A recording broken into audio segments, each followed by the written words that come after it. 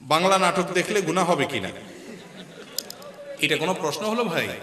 বাংলা নাটক দেখলে গুনাহ হবে মানে মানে আপনার সন্দেহ হচ্ছে যে দেখেন কোন লেভেলে গেছে মানুষ, মনে করে হিন্দি ইংরেজি দেখলে না গুনাহ হবে, বাংলা দেখলে কি আর গুনাহ হবে?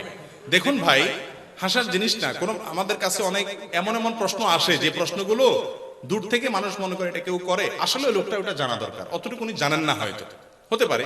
দেখেন, নাটক সিনেমা দেখার সাথে হালাল হারামের সম্পর্ক হলো দৃশ্যের সাথে সম্পর্ক, এটার সাথে ভাষার সম্পর্ক।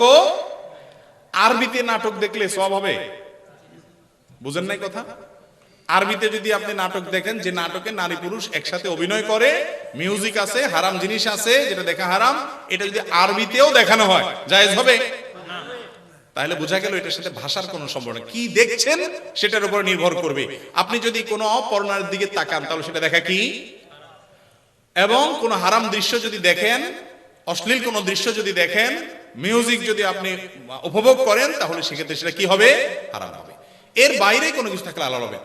আপনি ধরেন ইংরেজিতে হোক, আরবিতে হোক, বাংলা হোক, যেটাই হোক, যেটা বাইরে দেখা যায় সেটা টেলিভিশনে দেখাও। বাইরে একজন মানুষ একজন পুরুষকে একজন পুরুষ দেখছে, হালাল না হারাম? কয় হারাম।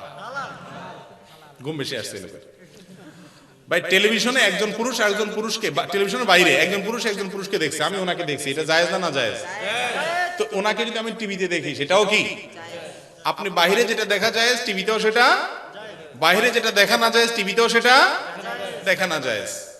বাহিরে একজন পুরুষ একজন নারী যার মাহরাম না তাকে দেখা জায়েজ আছে, তাহলে টিভিতে দেখাও। টিভিতে যারা অভিনয় করতেছে মহিলারা, এরা কি আপনার মাহরাম? তাহলে তাদেরকে দেখা না জায়েজ। অতএব নাটক বাংলায় না আরবিতে না ইংরেজিতে এটা মুখ্য না, মুখ্য হলো কি আছে তাতে। নাটক সিনেমা মানেই হলো এই হারামগুলার মিশেল, যার কারণে সেগুলো দেখা জায়েজ নাই। এগুলো ছাড়া যদি হয়, এরকম যদি থাকে কোনো এক্সক্লুসিভ কিছু, তাহলে সেটা দেখা জায়েজ হতে পারে।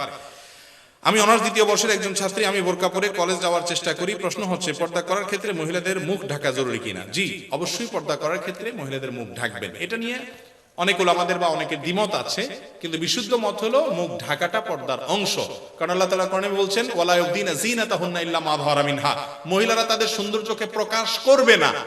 যেটা প্রকাশ থাকে এমনিতে প্রকাশ, ঢাকার পরেও যেটা বাইরে থেকে দেখা যায় সেটা কথা ভিন্ন, কিন্তু সৌন্দর্য প্রকাশ করবে না। আর নারী হোক আর পুরুষ হোক, সৌন্দর্যের রাজধানী হলো চেহারা, ঠিক না? ঠিক। তো চেহারায় যদি খোলা থাকে তাহলে আল্লাহ তাআলা সৌন্দর্য ঢাকতে বলছেন, তাহলে পর্দা হলো কেন? কথা কি বুঝাতে পারছি? তবে হ্যাঁ, আপনার মুখ নেকাব দিয়ে না বেঁধে কেউ যদি ওড়নাকে লম্বা করে টেনে দেয়, আল্লাহ বলেছেন ইউদনিনা আলাইহিন্না মিন জালাবিবিহিন্না, মহিলারা তাদের মাথার উপরে কাপড়কে টেনে দিবে। এই টেনে দিবে কেন? মুখ ঢাকতে হবে সেজন্য তো টেনে দিতে বলছে। অতএব ওইটাকে টেনে নিবেন, টেনে দিয়ে নিচের দিক থেকে খোলা থাকলো, সে অর্থে মুখ খোলা রাখতে পারেন। কিন্তু আজকাল যেটা করা হয়, একেবারে টাইট করে এখানে একটা ওড়না পেঁচায় এমন ভাবে যে চেহারা আগে যদি ফুটে না উঠতো, এখন ওড়না পেঁচানোর কারণে আরো বেশি করে ফুটে। এরকম কিছু টেডি ওড়না আছে না নাই? এই টেডি পর্দা কিন্তু শরীয়তের পর্দা না। আল্লাহ আমাদের ভাই বোনদেরকে, মা বোনদেরকে সবাইকে বোঝার তৌফিক দান করুন। যে সমস্ত পুরুষরা তাদের মা বোনকে পর্দা ছাড়া বাহিরে নেন, অন্য পুরুষরা তাদেরকে দেখে কি চিন্তা করে? আপনি অন্য মহিলাদেরকে দেখে যে চিন্তা করেন, বুঝেন নাই কথা? আপনি কি চিন্তা করেন নিজেরটা তো নিজে জানেন। এবার বুঝেন, আপনার বউ, আপনার মেয়ে, আপনার বোন, আপনার মা বাহিরে গেলে মানুষ কি চিন্তা করে। এরপর আপনার বিবেককে জিজ্ঞাসা করেন যে তাদেরকে বেপর্দা চলতে দেয়া আপনার রুচির কত নিচু তার প্রমাণ করে, ঠিক না? ঠিক। আরে মুসলিম নারীর পর্দা এটা তার সম্ভ্রান্তের লক্ষণ, এটা তার সম্ভ্রান্ত হওয়ার লক্ষণ, এটা তার আত্মসম্মানের ব্যাপার, যে আমাকে নিয়ে যে কেউ বাজে চিন্তা করতে পারবে না। একজন মেয়েকে দেখে যদি বাজে একটা মন্তব্য কেউ করে, তার কাছে ভালো লাগবে? তো তাকে দেখে মনে মনে বাজে কল্পনা করে কি করে না? কেউ যদি বলে না আমার এরকম কিছু হয় না, তাহলে এই লোক হয় অসুস্থ না মৃত্যু?